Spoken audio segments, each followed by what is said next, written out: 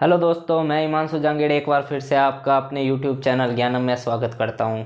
हमारा जो मेंसुरेशन और ज्योमेट्री की जो सीरीज चल रही थी, आज उसका चौथा पार्ट है। ठीक है, आज हम देखेंगे दो आकृतियों के बारे में। अभी तक हमने पढ़ा है, रेखा पढ़ ली है, अगर हमने कोण पढ़ लिए हैं, समांतर रेखाओं पर तिर्यक रेखा द्वारा बने कोण भी पढ़ लिए हैं। अब हम जो पढ़ने जा रहे हैं, अब हम विभिन्न प्रकार की आकृतियों के बारे में पढ़ते जाएंगे। जैसे कि आज हमारी जो सीरीज स्टार्ट हो रही है, जो हम आयत एवं वर्ग से स्टार्ट कर रहे हैं। ठीक है, ये जो होती है 2D आकृतियाँ होती है। अगर हम बात करें 2D आकृतियों के बारे में, ठीक है, अगर मैं थोड़ा सा आपको यहाँ पर बताऊँ तो क्षेत्रमिति में हम दो प्रकार की आकृतियाँ पढ़ेंगे।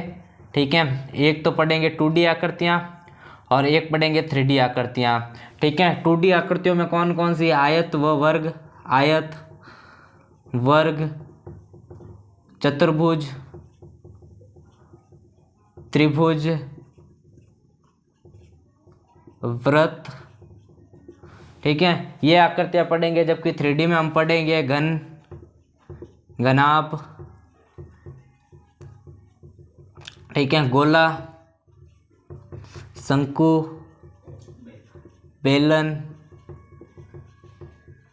ये आकृतियां पढ़ेंगे। ठीक है, तो 2D आकृतियों की जब हम बात करते हैं तो उनमें अगर हम देखते हैं कि 2D आकृतियाँ क्या होती है, तो 2D आकृतियाँ ऐसी आकृतियाँ जिनको हम पेपर, ठीक है, पेंसिल की सहायता से पेपर पर बना सकते हैं। लेकिन बात करते हैं हम 3D आकृतियों की, तो 3D आकृतियों को हम ये नहीं कह सकते हम पेपर पर बना सकते हैं, सिर्फ हम उनको अपने अनुमान के हिसाब से सिर्फ बनाते हैं। अगर बात करें, ठीक है, बेलन की, तो बेलन हम एग्जैक्ट नहीं बना सकते, बट हमारे सिर्फ हिसाब के लिए हम ऐसा एक बेलन बना देते हैं। ठीक है, सिर्फ 2D में प्लेन में हमें सिर्फ समझने के लिए हम ऐसा डायग्राम बना सकते हैं। लेकिन बेलन एक्चुअली जब हम बात करते हैं तो बेलन का मतलब होता है सिलेंडर। अगर मैं बात करूँ, ये एक आकृति है, ये एक 3D आकृति है। ठीक है, 3D आकृति है, तो इसके अंदर हम बात करेंगे तो ये कैसी आकृति हो जाएगी? 3D। ये भी कैसा है? एक सिलेंडर, यानी कि बेलन के आकार का है। ठीक है, तो इनको अब मैं इसको एग्जैक्ट में अगर बनाना चाहूँ तो यहाँ पर नहीं बना सकता, लेकिन सिर्फ इसको देखने के लिए, क्या ऊपर भी इसमें दो वृत्त है, नीचे भी वृत्त है, तो यहाँ पर मैंने भी वृत्त बनाया ऐसे। सिर्फ इसको समझने के लिए मैंने यहाँ पर ऐसा एक डायग्राम बनाया है। ठीक है, तो 3D आकृतियों को हम पेपर पर या ठीक है, बोर्ड वगैरह पर इन पर नहीं बना सकते। लेकिन जब हम बात करते हैं आयत, वर्ग और चतुर्भुज के बारे में, तो इनको हम बोर्ड पर बना सकते हैं। ठीक है, इनको हम बोर्ड पर बना सकते हैं। ठीक है, अब हम बात करेंगे आयत, वर्ग, चतुर्भुज, त्रिभुज और वृत्त। ये होती है हमारी 2D आकृतियां। ठीक है, जिनमें सबसे पहले हमारा काम आता है आयत एवं वर्ग। इन दोनों को समझने का प्रयास करते हैं, ये दोनों चीजें हमेशा साथ में चलेगी। सबसे पहले बात करते हैं हम आयत के बारे में कि आयत होता क्या है। इंग्लिश में कहते हैं रेक्टेंगल। ठीक है, आयत बेसिकली क्या होता है? जब हम बात करते हैं परिभाषा की, तो आयत की जब हम परिभाषा लिखते हैं तो सबसे पहले इसमें पॉइंट आता है चार भुजाओं से गिरिबंध आकृति।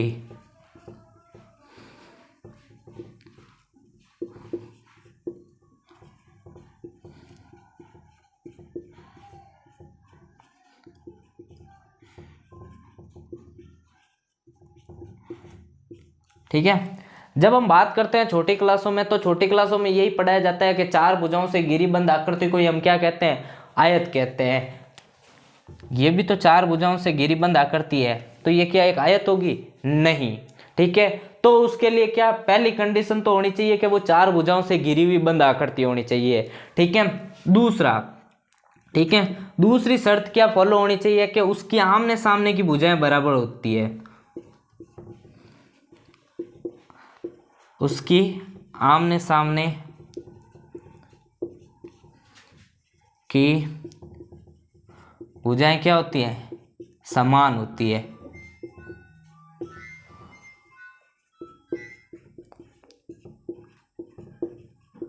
उसकी आमने सामने की भुजाएं क्या होती है? समान होती है।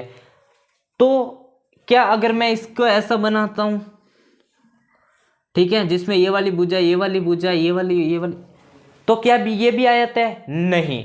तो क्या तीसरी कंडीशन भी फॉलो होनी चाहिए। ठीक है, तीसरी कंडीशन ये क्या कहता है कि तीसरी कंडीशन में ये कहता है कि प्रत्येक कोण कितना होना चाहिए?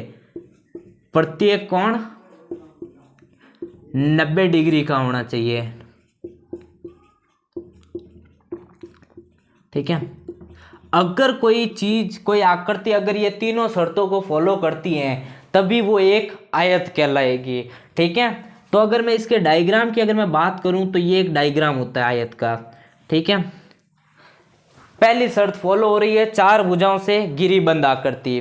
ठीक है, दूसरी शर्त फॉलो होनी चाहिए कि आमने सामने की जो भुजाएं हैं वो भी क्या होनी चाहिए, बराबर होनी चाहिए। और तीसरी शर्त है कि प्रत्येक कोण कितना होना चाहिए, 90 डिग्री का होना चाहिए। ठीक है, अगर ये तीन शर्तों को अगर कोई आकृति फॉलो करती है तो वो कौन सी आकृति कहलाएगी, आयत कहलाएगी।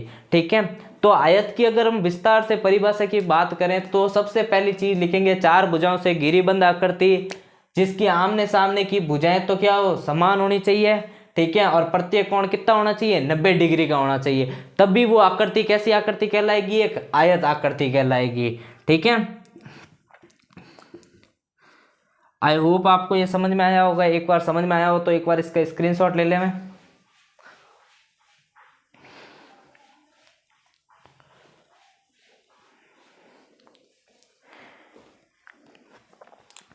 ठीक है दोस्तों, अब देखो दोस्तों, इसमें हम दो चीज़ों के बारे में सबसे इम्पोर्टेंट जानकारी, ठीक है, इसकी सबसे इम्पोर्टेंट जानकारी दो चीज़ें होती हैं। एक तो होता है इस आकृति का परिमाप, ठीक है, और एक होता है इस आकृति का क्षेत्रफल। ठीक है, अगर एक बार मैं थोड़ा सा एक साइड से टॉपिक एक उठाऊं तो परिमाप, अगर किसी भी आकृति, अगर हमें कैसी भी आकृति दे दे तो उसका परिमाप कैसे निकालना है वो मैं एक बार आपको बता देता हूं ताकि इसमें आपको कहीं प्रॉब्लम ना आए। ठीक है, तो मैं एक बार किसी भी एक आकृति का ले लेता हूं, उसका एक परिमाप निकालना बता देता हूं। किसी भी आकृति का परिमाप निकालना। अब देखो, किसी भी आकृति का परिमाप निकालने का मतलब क्या है। ठीक है, एक तो छोटी सी मैं आकृति ले लेता हूं। अगर मान लो मेरे पास में अगर कोई आकृति है, ये कोई मेरे पास एक आकृति है जिसमें ये 5 सेंटीमीटर, ये भी 5, ठीक है, समपंचभुज की आकृति है। देखो दोस्तों, अगर फॉर्मूला पता है तो इजी वे है। ठीक है, अगर समपंचभुज का अगर फॉर्मूले की बात करेंगे तो 5 इंटू भुजा होगी। ठीक है, लेकिन अगर हमें किसी आकृति का फॉर्मूला नहीं पता है, क्योंकि जो कि हम एक डायग्राम आगे लेंगे, जैसे कि एक ये डायग्राम है हमारे सामने, ठीक है, ये एक डायग्राम है, ऐसा है कोई एक डायग्राम है। इस आकृति का अब हम परिमाप निकालने के लिए क्या करेंगे, इसका कोई फॉर्मूला तो होता नहीं है। ठीक है, अगर फॉर्मूला नहीं है तो अगर हमें कोई कहता है कि इस आकृति का परिमाप निकालो, जैसे कि ये भुजा 4 है, 1 2, ठीक है, हमें कोई कहता है कि इस आकृति का परिमाप निकालो, तो कैसे निकालेंगे, तो उसका एक सिंपल सा तरीका होता है। ठीक है, किसी भी आकृति का परिमाप निकालने के लिए हमें कुछ नहीं करना होता है, हमारे पास में जो भी भुजाएं दी होती है ना, उन सबको योग कर दो। ठीक है, तो योग करने का मतलब है इस 5 का अगर मैं ए बी, इसको नामकरण कर देता हूँ एक बार। ठीक है, इस आकृति का अगर मेरे को परिमाप निकालना होगा तो मैं क्या करूँगा, A B plus B C plus C D plus D E plus A E, यानी कि मैंने पांचों भुजाओं को क्या कर दिया, जोड़ दिया। 5 10 15 20 25, तो इसका परिमाप कितना आ गया, 25। ठीक है, इसके पीछे कोई इकाई नहीं लगी हुई है तो मैं सिर्फ इकाई लिख देता हूँ। ठीक है, मेंसुरेशन एक ऐसी प्रश्नावली है जिसमें इकाई जो यूनिट होती है वो बहुत ही इंपॉर्टेंट मायने रखती है। ठीक है, अगर कोई चीज़ अगर सेंटीमीटर में है तो सबसे लास्ट में सेंटीमीटर उसकी यूनिट आनी चाहिए। ठीक है, अगर यूनिट नहीं लगाते हैं तो वैसे ही नंबर आधे कट जाते हैं। ठीक है, तो यूनिट इस प्रश्नावली के अंदर, मेंसुरेशन ज्योमेट्री के अंदर सबसे इंपॉर्टेंट जो चीज़ अगर मेरे को सवाल सॉल्व करने के बाद में लगती है तो वो होती है उसकी यूनिट। ठीक है, तो यूनिट का खास तौर से ध्यान रखें। ठीक है, अगर इस आकृति का परिमाप निकालना होगा तो मैंने अभी कहा है कि सभी भुजाओं का योग कर दो, तो पहले इसका नाम दे देते हैं ए बी सी, बस इसको आप जोड़ दो, 4 और 1 5 6 7 8 9 10, 10 और 4 14 15 16, ये लो इसका परिमाप आ गया। ठीक है, तो इससे हम ये देख सकते हैं कि हमारे सामने चाहे कैसी भी आकृति दे रखी हो, ठीक है, तो उसका परिमाप निकालना हमारे लिए बाएं हाथ का खेल है। ठीक है, तो एक बार इसका स्क्रीनशॉट ले ले मैं।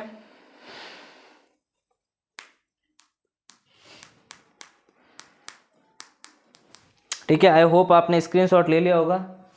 ठीक है, तो ठीक उसी प्रकार से हमारे सामने एक आयत, ठीक है, आयत के अंदर भी हमें परिमाप निकालना होता है। ठीक है, वापस हम हमारे टॉपिक पे आ जाते हैं, आयत पे। आयत के अंदर दो चीजें इंपॉर्टेंट है, एक तो आयत का परिमाप, ठीक है, और दूसरा आता है उसका क्षेत्रफल। ठीक है, दूसरा आता है उसका क्षेत्रफल। ठीक है,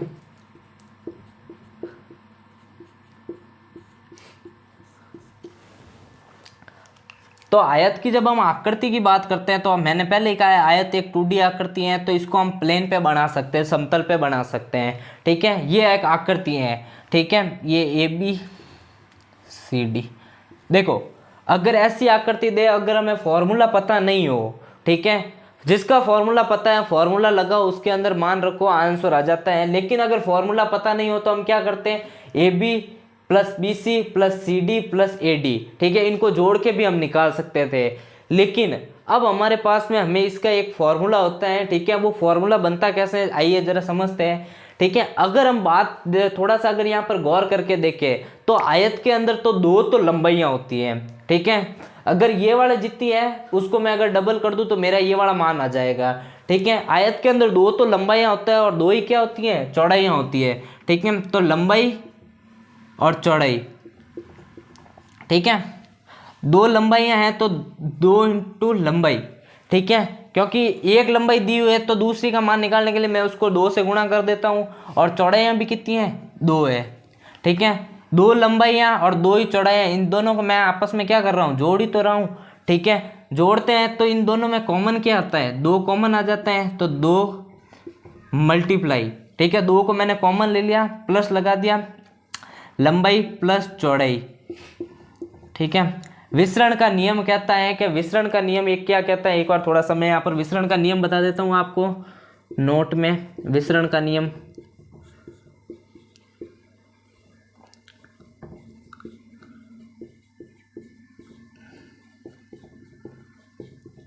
विसरण का नियम क्या कहता है कि अगर कोई चीज़ इस फॉर्म में लिखी हुई हो A multiply B plus C, तो उसको हम क्या लिख सकते हैं, A multiply B plus A multiply by C। ठीक उसी तरीके से हमने इस चीज़ को सॉल्व किया है। कैसे कि हमारे सामने 2 को तो मैं A मान लेता हूँ और लंबाई को मैं B मान लेता हूँ, तो यहाँ पर 2 का मान भी क्या होगा, A, और चौड़ाई को मैं C मान लेता हूँ। तो A multiply by B plus A multiply by C, A multiply by B plus A multiply by C। तो इस चीज़ को मैंने क्या लिख दिया, A को तो मैंने कॉमन ले लिया, चलो A क्या था, 2 था, तो 2 को कॉमन ले लिया। ठीक है, मल्टीप्लाई, और कोष्टक के अंदर B प्लस C, B किसको माना था, लंबाई को माना था, प्लस C किसको माना था, चौड़ाई को माना था। और इसी के साथ में ये हमारा आ जाता है आयत के परिमाप का फॉर्मूला, 2 कोष्टक लंबाई प्लस चौड़ाई। ठीक है, और क्षेत्रफल निकालने का इजी वे होता है क्षेत्रफल के अंदर। ठीक है, पहले तो बात कर लेते हैं क्षेत्रफल होता क्या है। क्षेत्रफल का मतलब है कि अगर मैं किसी आकृति को कहीं पर रखूं तो वो कितना स्थान घेरती है, वही उसका क्या कहलाता है, क्षेत्रफल कहलाता है। ठीक है, आयत का क्षेत्रफल का फॉर्मूला बहुत इजी होता है, कुछ नहीं करना होता है, हमें जो भी लंबाई दे रखी होती है उसको चौड़ाई के साथ मल्टीप्लाई करवा देते हैं, तो उसका हमारा क्या आ जाता है, एरिया आ जाता है। ठीक है, ये दो फॉर्मूले बहुत ही इंपॉर्टेंट है, एक बार इसका स्क्रीनशॉट ले लें, फिर उसके बाद में इस पे बेस्ड हम क्वेश्चन पढ़ते हैं। हाँ तो दोस्तों, आई होप आपको आयत के परिमाप और क्षेत्रफल के फॉर्मूले समझ में आ चुके होंगे। ठीक है, अब जो सबसे इम्पोर्टेंट चीज़ आती है, ठीक है, आयत के अंदर सबसे अगर इम्पोर्टेंट चीज़ अगर कोई है तो वो होती है आयत का विकर्ण। ठीक है, अब विकर्ण, पहली बात तो विकर्ण को समझने का प्रयास करते हैं कि विकर्ण होता क्या है। ठीक है, विकर्ण होता क्या है। विकर्ण की अगर जब मैं बात करूं तो विकर्ण बेसिकली किसी भी आकृति की एक सबसे बड़ी भुजा की माप होती है। ठीक है, अगर आयत में अगर ये 4 भुजाएं हैं, ठीक है, अगर मैं इस वाले कॉर्नर को और इस वाले कॉर्नर को मैं अगर आपस में अगर किसी रेखा से मिलाऊं तो ये मेरा एक क्या बन जाता है, विकर्ण बन जाता है। ठीक है, विकर्ण किसी भी आकृति की सबसे बड़ी भुजा की माप होती है। ठीक है, तो आयत में अगर हम देखें कि अगर विकर्ण की संख्या कितनी हो सकती है, तो आयत में बेसिकली 2 विकर्ण खींचे जा सकते हैं। ठीक है, आयत में बेसिकली कितने विकर्ण खींचे जा सकते हैं, 2 विकर्ण खींचे जा सकते हैं। ठीक है, आओ थोड़ा आगे बढ़ के देखते हैं कि विकर्ण में क्या क्या होता है। ठीक है, सबसे पहले बात करते हैं विकर्ण की। ठीक है, ये मान लेते हैं ए बी सी डी, ये ए है तो ये भी ए होगी, ये बी है तो ये भी क्या होगी, बी होगी। ठीक है, हाँ अब अगर विकर्ण की अगर हमें मान लो अगर लंबाई निकालनी है, ठीक है, एक विकर्ण की, क्योंकि मैंने कहा था कि विकर्ण आयत में दोनों विकर्ण का माप क्या होता है, सेम होता है। ठीक है, एक विकर्ण की माप आ जाएगी तो दूसरे की तो अपना आप आ जाएगी। ठीक है, और आयत का प्रत्येक कोण क्या होता है, 90 डिग्री होता है।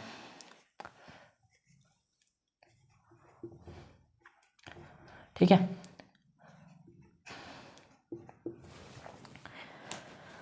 हाँ तो अगर इसकी बात करूं तो मैं सबसे पहले यही डायग्राम लेता हूं। ठीक है, हाफ पोर्शन, ठीक है, इस डायग्राम का मैं आधा पोर्शन ले लेता हूं।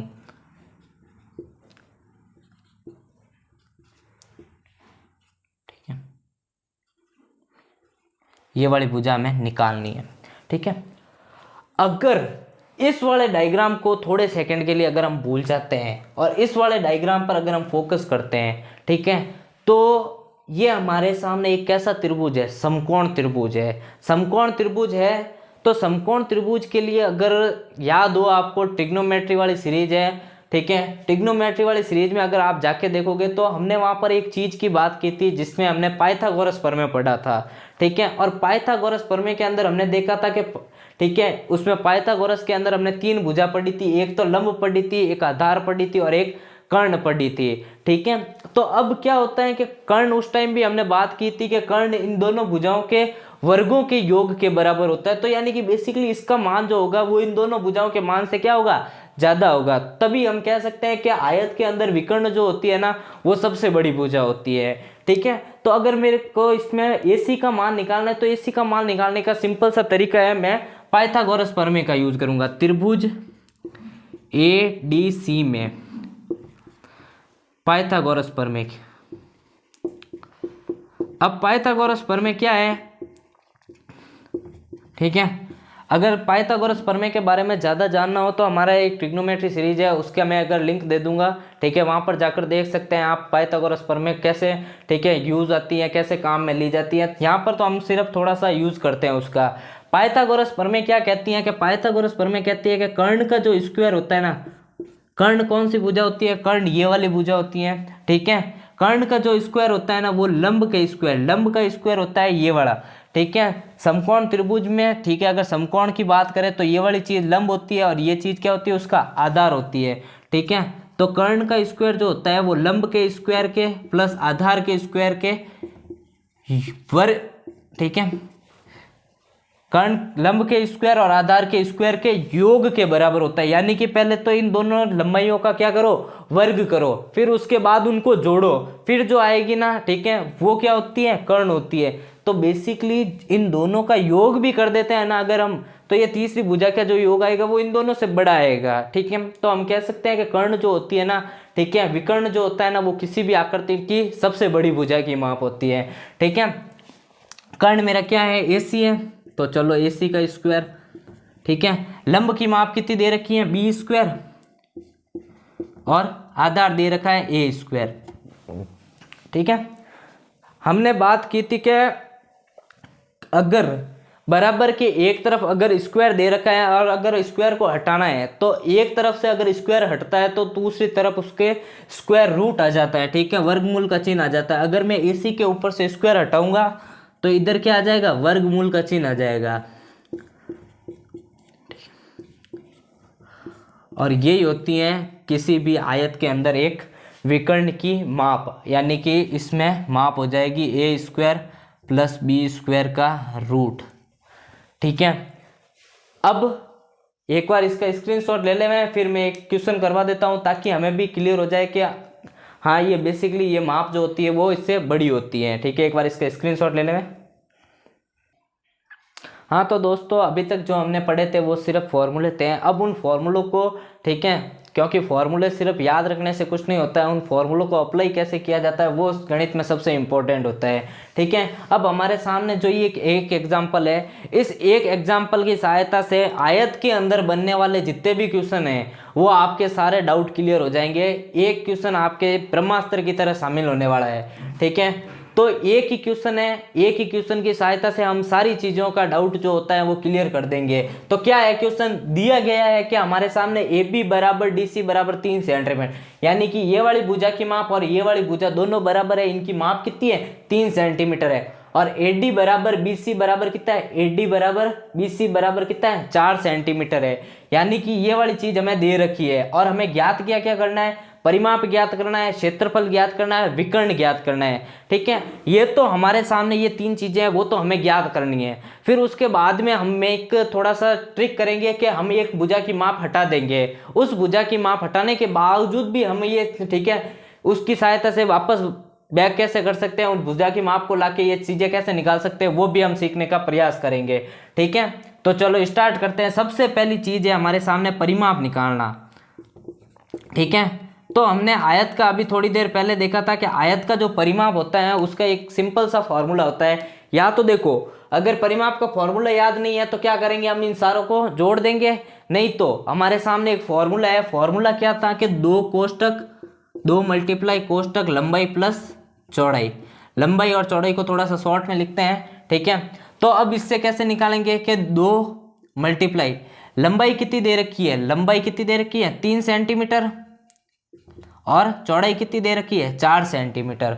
ठीक है, तो 2 कोष्टक 3 और 4 कितने हो जाते हैं 7 सेंटीमीटर, और 2 को जब 7 से गुणा किया जाता है तो 14 सेंटीमीटर।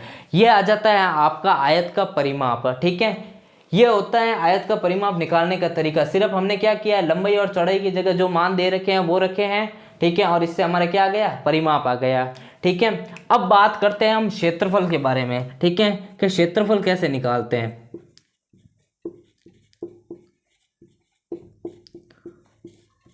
ठीक है, क्षेत्रफल कैसे निकालेंगे, क्षेत्रफल निकालने का भी तरीका बहुत सिंपल होता है। ठीक है, जो फॉर्मूला होता है लंबाई मल्टीप्लाई बाई चौड़ाई, बस कुछ नहीं करना है इसके अंदर, बस लंबाई और चौड़ाई के मान रखो और आपके सामने आंसर आ जाएगा। लंबाई का मान है 3 सेंटीमीटर और चौड़ाई का मान है 4 सेंटीमीटर। 4 तिया 12 और सेंटीमीटर, और जब सेंटीमीटर आपस में गुणा होता है तो उस सेंटीमीटर का स्क्वायर हो जाता है, उसके ऊपर घात 2 लग जाती है। तो ये आ गया हमारा क्षेत्रफल। ठीक है, अब हम तीसरी चीज हमारे सामने जो निकालने के लिए है वो है हमारा विकर्ण।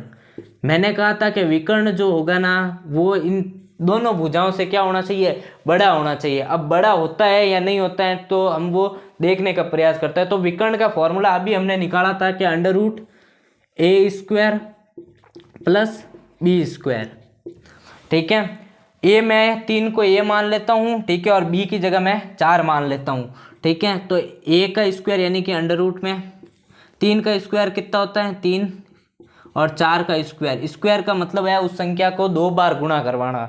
ठीक है, 3 का स्क्वायर हो गया 9 प्लस 4 का स्क्वायर हो गया 16। 9 और 16 होते हैं 25, और 25 का रूट होता है 5 सेंटीमीटर। सेंटीमीटर चलता है साथ में। ठीक है, तो विकर्ण कितना आ गया 5 सेंटीमीटर। और वही हमने कहा था कि विकर्ण जो होता है ना वो किसी भी आकृति की क्या होती है, सबसे बड़ी भुजा की। तो यहाँ पर हमारे वो चीज सिद्ध भी हो गई है कि 2 भुजा दे रखी है 3 और 4, तो इनसे बड़ी क्या आ गई 5, तो विकर्ण क्या हो गई, सबसे बड़ी भुजा की माप हो गई। ठीक है, ये तो दोस्तों अगर हमारे सामने नॉर्मल सी अगर सीधा मान दे रखा हो तो सीधा मान से हम ये चीजें निकाल सकते हैं।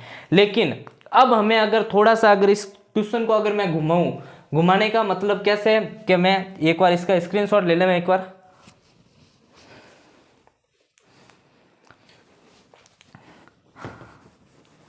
ठीक है, इस क्वेश्चन को घुमाने का मतलब है कि मैं इसमें से क्या करता हूं, अभी एक भुजा की माप हटा देता हूं। ठीक है, अब एक भुजा की माप हटाने का मतलब है कि मैं यहाँ पर 4 हटा देता हूं। ठीक है, अब अगर 4 हट गया, ठीक है, 4 हट गया, सिर्फ हमारे पास में विकर्ण दे रखा है और एक भुजा की माप दे रखी है। अब हम इससे ठीक है, क्षेत्रफल अगर हमें कहते हैं कि क्षेत्रफल निकालो और परिमाप निकालो, तो परिमाप और क्षेत्रफल निकालने के लिए हम जानते हैं कि हमारे पास में लंबाई का भी होना आवश्यक है और चौड़ाई का भी होना आवश्यक है। लेकिन हमारे पास में तो सिर्फ एक लंबाई दे रखी है और एक विकर्ण की माप दे रखी है। तब हम उसको कैसे सॉल्व करते हैं, आइए जरा देखते हैं। ठीक है, सबसे पहले ठीक है मेरे को इस चीज का मान निकालना है। ठीक है, चौड़ाई आएगी तब भी मैं आयत का क्षेत्रफल और परिमाप निकाल पाऊंगा। ठीक है, तो मैं इसको एक बार ठीक है इस तरीके से बना देता हूँ, ठीक है, ताकि इजीली समझ में आए। ये डी सी ये 3 है और ये क्या है 5 सेंटीमीटर। ठीक है, ये वाली चीज़ हमें निकालनी है। ठीक है, तो इसको निकालने के लिए वही हम अपना जो पाइथागोरस प्रमेय यूज करते हैं वही यूज करेंगे। ठीक है, एडी का मान निकालना है हमें। एडी का मान मैं एक बार x सेंटीमीटर मान लेता हूँ। ठीक है, अब इसका मान कैसे निकालेंगे, तो हम लिखेंगे कि पाइथागोरस प्रमेय से।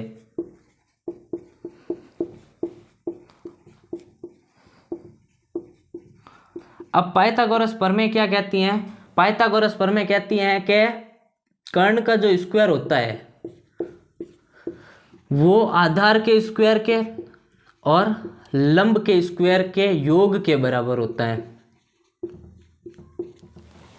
चलो ठीक है, आधार हमारे पास में है लेकिन हमारे पास में लंब नहीं है। ठीक है, लंब का मान निकालना है तो लंब को मैं एक तरफ रखूंगा और आधार को मैं बराबर के दूसरी तरफ ले जाऊंगा। ठीक है, लेकिन दूसरी तरफ जब वो जाएगा तो वो उसका साइन चेंज हो जाता है। ठीक है, तो अब लंब का स्क्वायर कैसे निकालेंगे, लंब का स्क्वायर बराबर कर्ण स्क्वायर माइनस आधार स्क्वायर। ठीक है, ये मैं बराबर के दूसरी तरफ ले गया। अब कर्ण कितना दे रखा है 5, तो 5 सेंटीमीटर का स्क्वायर माइनस आधार दे रखा है 3 सेंटीमीटर का स्क्वायर। ठीक है, और लंब कितना दे रखा है एडी यानी कि x मान लेते हैं, मैं एक बार x का स्क्वायर मान लेता हूँ। ठीक है, 5 का स्क्वायर 25 सेंटीमीटर स्क्वायर माइनस 3 का 16 सेंटीमीटर 9 सेंटीमीटर स्क्वायर। ठीक है, 25 में से 9 गए आपके कितने हो जाते हैं 16 सेंटीमीटर स्क्वायर। और मैंने बात कही थी कि अगर बराबर के एक तरफ में से स्क्वायर हटता है तो दूसरी तरफ रूट का चिन्ह आ जाता है, यानी कि इस तरफ से हटेगा तो कितना आ जाएगा 16 सेंटीमीटर स्क्वायर। और 16 का हम जानते हैं कि 16 का रूट कितना होता है 4 सेंटीमीटर। ठीक है, तो और x हमने किसने माना था एडी को ही तो हमने x माना था। ठीक है, तो इसका मतलब है कि हमारे पास में इसकी माप कितनी आ गई 4 सेंटीमीटर आ गई, इसकी माप 4 सेंटीमीटर आ गई, क्योंकि इसी आकृति को हमने छोटा करके यहाँ लिया था। अगर ये 4 सेंटीमीटर है तो आयत के गुण के हिसाब से ये भी तो कितनी होगी 4 सेंटीमीटर होगी। 4 लंबाई आ गई है, चौड़ाई आ गई है, लंबाई दे रखी थी और वही फॉर्मूला लगाना है 2 × लंबाई प्लस चौड़ाई हमारे सामने। ठीक है, उसी तरीके से हमें परिमाप और क्षेत्रफल निकाल सकते हैं। तो मेरे कहने का मतलब है कि आपके सामने अगर विकर्ण दे रखा और एक भुजा की माप दे रखी हो आयत के अंदर, तो बाकी 2 परिमाप और क्षेत्रफल निकालने का तरीका यही रखना है। ठीक है, पहले पाइथागोरस प्रमेय से हमें जो भुजा निकालनी है उसकी भुजा की माप निकाली और परिमाप और क्षेत्रफल के अंदर फॉर्मूला में मान रखे और हमारे सामने आंसर आ जाएगा। आई होप आपको समझ में आया होगा। एक बार इसका स्क्रीनशॉट ले ले मैं। हाँ, तो दोस्तों अब हम एक और एग्जांपल लेते हैं जिसमें हमारे सामने परिमाप दिया हुआ है। ठीक है, और एक भुजा की माप दे रखी है और अब हमसे ये पूछ रहा है कि क्षेत्रफल निकाल के बताओ। तो बात वहीं की वहीं आके अटक जाती है कि क्षेत्रफल निकालने के लिए हमारे पास में लंबाई और चौड़ाई का होना आवश्यक है। ठीक है, अगर लंबाई और चौड़ाई होगी तभी तो हम उनका मल्टीप्लाई करवा कर हम क्षेत्रफल का मान निकाल पाएंगे। लेकिन अभी हमारे पास में सिर्फ एक भुजा की माप दे रखी है 3 सेंटीमीटर, अभी हमारे पास में चौड़ाई नहीं है। तो अब चौड़ाई नहीं है तो चौड़ाई निकालने के लिए अब हम क्या करेंगे, तो सबसे पहले हम थोड़ा सा एक झूठ बोल जाते हैं कि हम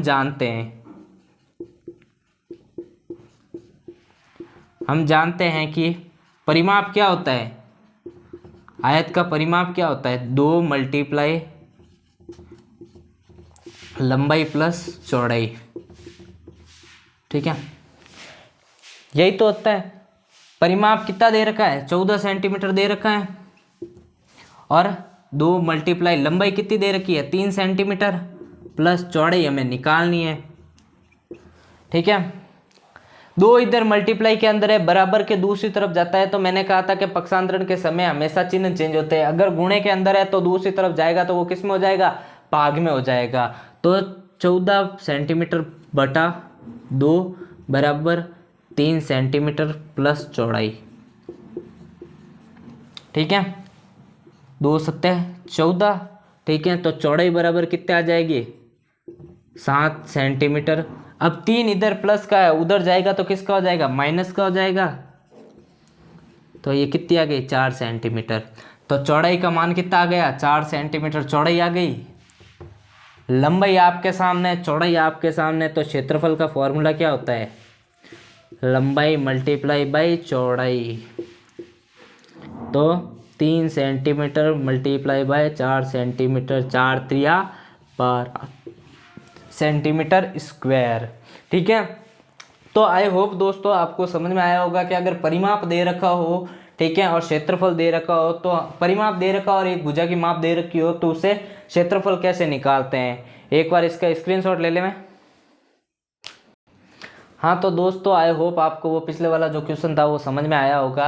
अब उसी पे बेस हम एक और क्वेश्चन ले रहे हैं। अब इसमें थोड़ा सा बस हमने कुछ नहीं किया है, बस थोड़ा सा चेंजेस किया है। अब हमने क्या किया है कि क्षेत्रफल दे रखा है, चौड़ाई दे रखी है, अब हमसे पूछ रहा है कि परिमाप निकाल के बताओ। ठीक है, तो इसमें भी तरीका वो का वो है। तरीका क्या है कि सबसे पहले वही हमारा हम जानते हैं, क्या जानते हैं वो लिख देंगे। हम जानते हैं